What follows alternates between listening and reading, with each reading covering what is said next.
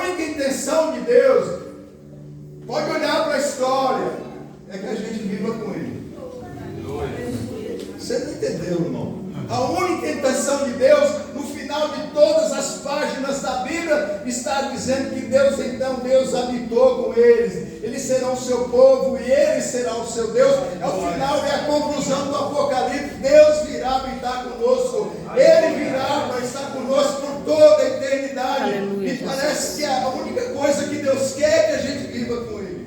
Aleluia. Ele vai construindo uma história para que nos inserindo nessa história à medida que o tempo e que a história vai acontecendo, a gente vai sendo inserido nos processos de construção do pensamento de Deus, porque Deus ainda continua se revelando a nós.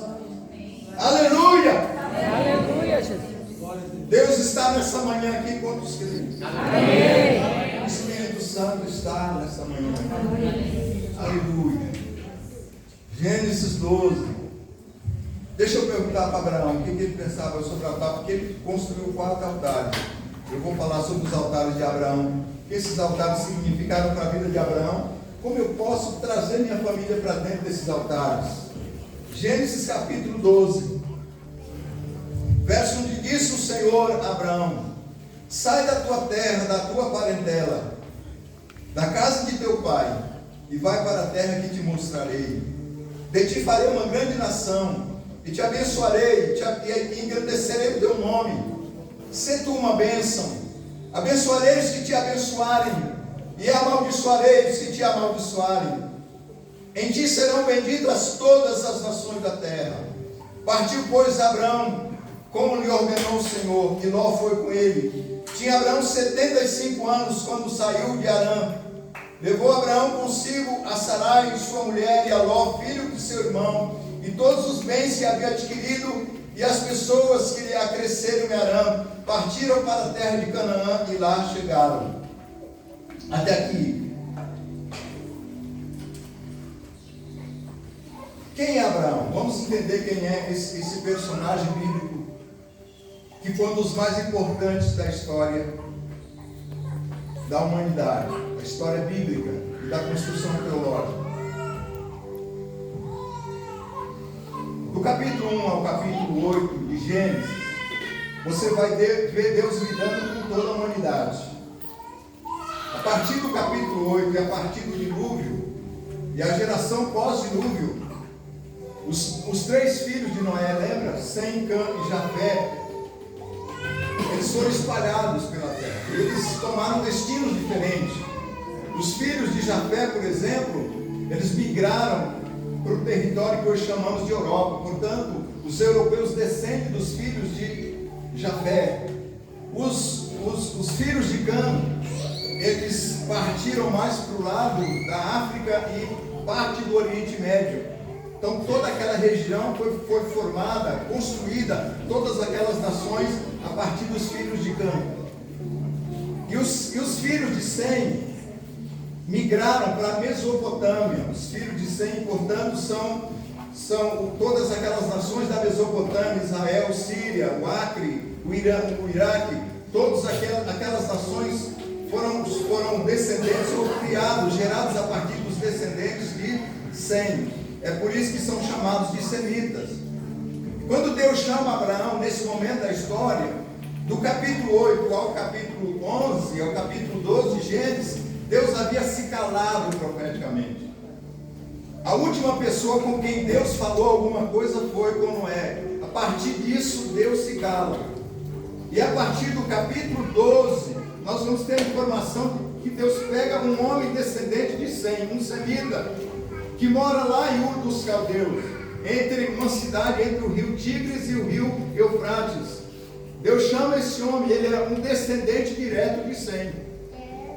Mas ele não tem nenhuma ligação espiritual, porque nesse momento da história, Abraão se tornou um politeísta, um homem que acreditava em muitos deuses. Ele está inserido dentro da cultura babilônica de um povo que não tem nenhuma relação com Yahvé, o Deus de Israel. Então Deus vai lá em Ur dos Caldeus e Deus começa a construir uma relação com Abraão. E Abraão não tem nenhuma qualidade que possa justificar essa escolha de Deus. Não há nada em Abraão que você possa dizer, esse é o cara, é por isso que Deus escolheu. Abraão é chamado pai da fé. Posteriormente, nesse momento, no momento em que Deus o chama, em Ur dos Caldeus, ele é apenas um homem vivendo a vida como todos os homens viviam dentro do seu contexto. Deus chama Abraão ainda, irmãos, não aqui em Ur, no capítulo 12, que as pessoas confundem. Na verdade, Deus chamou Abraão lá em Ur dos Caldeus, quando ele morava ainda com Terá, seu pai, e com seus tios, com seus irmãos.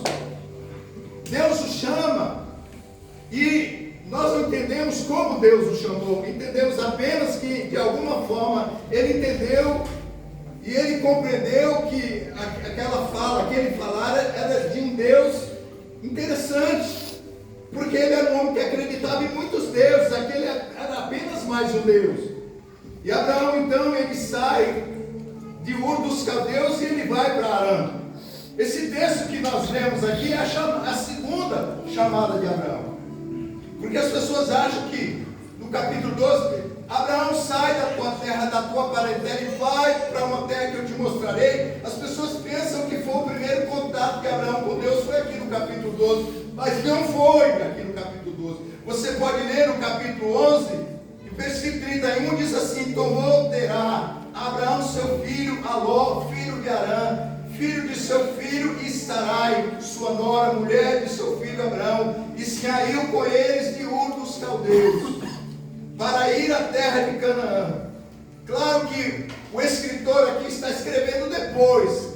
Nesse momento em que Abraão é chamado para ir para uma terra, ele não sabe que terra era essa.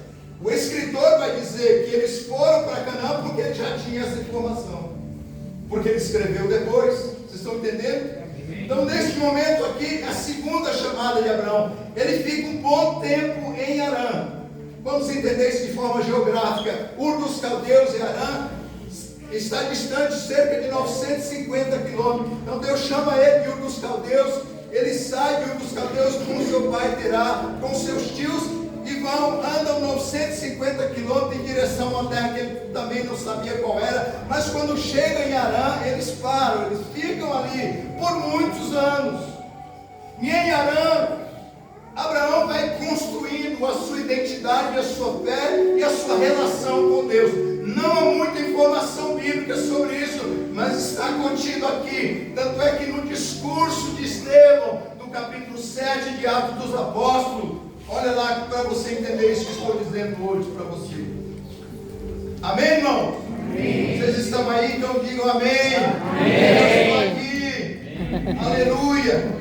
Veja bem, 7 de Atos dos Apóstolos, capítulo 2.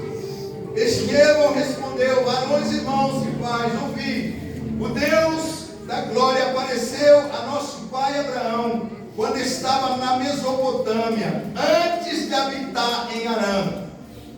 Ele está explicando o texto.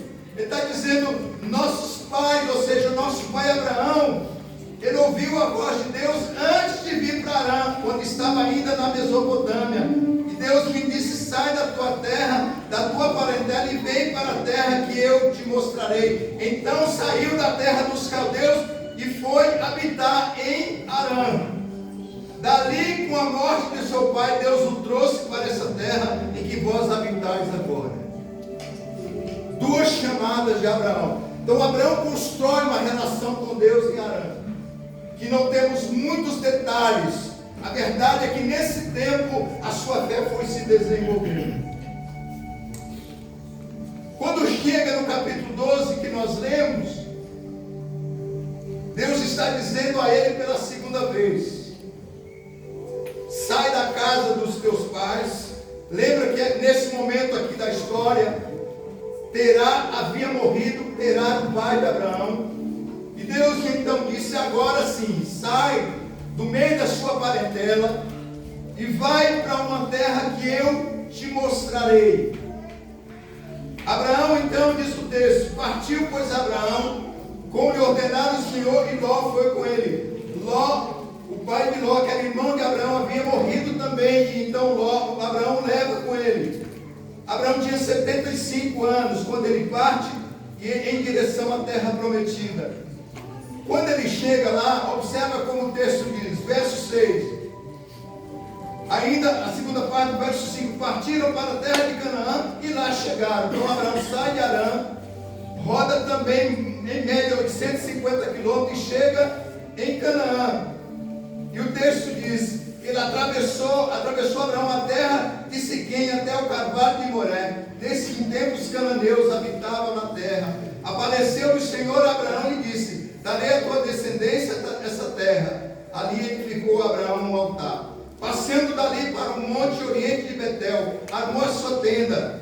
Ali edificou um altar ao Senhor, invocou o nome do Senhor. Depois seguiu Abraão dali, indo sempre para o Negueb. Quando Abraão chega na terra prometida, ele começa fazendo o trajeto. Ele sai do norte, do sul de Israel, é Siquém, ele vai até o norte, que é Negueb. E quando ele chega, a primeira coisa que ele faz, quando chega em Canaã, ele arma um altar do Senhor. Ele edifica um altar do Senhor. Eu vou falar sobre esses altares, porém você precisa entender o que significava um altar do homem que viveu no tempo de Abraão. O altar era um lugar onde se invocava o nome de algum Deus. Portanto, o que Abraão está fazendo aqui quando ele chega em Canaã é invocar a presença do Senhor sobre aquele lugar. Observa bem uma coisa, irmão. Abraão, ele é seminômade. Portanto, Abraão não tem muita ideia de terra como a gente pensa. Abraão não foi para Canaã atrás da terra. A terra era mais uma questão de Deus do que uma questão de Abraão. Ele não foi porque ele queria aquela terra. Na verdade, Abraão foi por causa de Deus, entende isso? Quando ele chega na terra, ele invoca o nome do Senhor e ele arma um altar. Os altares, naquele momento da história, representavam, significavam lugar da manifestação visível, concreta do Deus que você servia. Aleluia. Portanto, o que Abraão está dizendo quando chega em Canaã, eu quero que a presença de Deus esteja aqui. Agora, Deus é um Deus de muitos raciocínios. Deus, ele é estranho muitas vezes. Deus usa símbolos para nos explicar verdades que a gente não pode compreender. Tanto é que o apóstolo Paulo diz que quando nós profetizamos, tudo aquilo que profetizamos, nós profetizamos em parte. Ou seja, Deus é um Deus que não revela tudo. Parece estranho isso, mas Deus vai mostrando as coisas aos poucos. Você pode ver que Ele mesmo não se revelou de uma vez por todas. Ele vai se mostrando em cada personagem, em cada fase da história, em cada escrito. Ele está apenas se mostrando. E Deus, quando quer falar com uma pessoa, nem sempre Ele fala de forma clara. O Senhor mesmo disse sobre Moisés, respondendo a Miriam e a Arão, lembra? Com todos os outros profetas eu falo por meio de símbolos, de sonhos, de enigmas. Então Deus fala por meio de sonhos, de enigmas. Deus é um Deus enigmático. Deus é um Deus de metáforas. Ele se expressa assim. Essa é a mente de Deus. Quando Abraão chega em Siquém, o que significa Siquém? Siquém significa a força do braço. É a minha resistência, a minha habilidade. Quando Abraão chega em Siquém, Deus o faz entender que todas as promessas dadas a ele não seriam concretizadas no seu braço nem na sua força. Você está entendendo? Deus está dizendo a Abraão: toda a promessa que eu fiz para você. Qual era a promessa de Deus? Fazer de Abraão uma nação. As nações estavam sendo construídas na terra através da migração dos filhos de Noé. Então Deus diz: eu vou edificar, eu vou construir uma nação. E Deus o faz a partir da raiz dos filhos de Sem. Então Abraão é tomado por Deus para construir uma nação que representasse o pensamento de Deus na história das nações. Quando ele chega em Siquém, Deus diz: esse é lugar da força. E Deus estava dizendo para ele profeticamente: Abraão, todas as promessas que eu tenho feito a você não serão concretizadas na sua força, nem no seu braço. Está entendendo? Abraão tinha 75 anos, estava impotente. Sara era uma mulher velha e estéril. Como ele se tornaria uma grande nação? A promessa de Deus: vou fazer de você uma grande nação. E Deus leva ele a Siquém e diz: não é pela sua força, não é pelo seu braço. Nessa manhã eu quero que você entenda, interpretando esse texto à luz do Novo Testamento. Porque as pessoas olham para os altares do Velho Testamento, era apenas um símbolo. Não, irmão, não é símbolo apenas. Existem verdades espirituais profundas quando se fala de que Deus mandou alguém edificar um altar. Eu preciso trazer isso para a minha realidade. Eu preciso chegar no meu Siquém. Ou seja, eu preciso trazer a minha família para dentro dessa realidade. Eu não vou construir nada pela minha força. O meu ministério não será construído na minha força, nem nas minhas habilidades, nem porque eu sou bom, nem porque eu tenho dons e talentos. Eu vou construir o meu ministério, a minha vida, vou construir o meu propósito, debaixo da bênção, debaixo da unção e debaixo da habilidade de Deus. Se quem eu ter consciência, isso é levantar altares. Eu tenho consciência, eu dependo de Deus, eu não posso fazer nada sem Ele. Quando a gente pensa nesse tempo de avivamento, Deus está trazendo consciência de avivamento para a terra. Aleluia. As pessoas orando nos Estados Unidos por mais de 8 dias, eu acho, é porque Deus está trazendo a consciência de que nós precisamos dele. Aleluia. Porque muitas pessoas acham que podemos desenvolver uma igreja sem Deus. É impossível. Nós não podemos, irmãos, construir nada sem Ele. Ele nos chamou para ser parte da sua nação. Vocês estão entendendo? Então levante o altar nessa manhã. Levante o altar em Siquém e diga para Deus: Deus, eu sei que eu não posso fazer nada na minha força. Você é a minha força.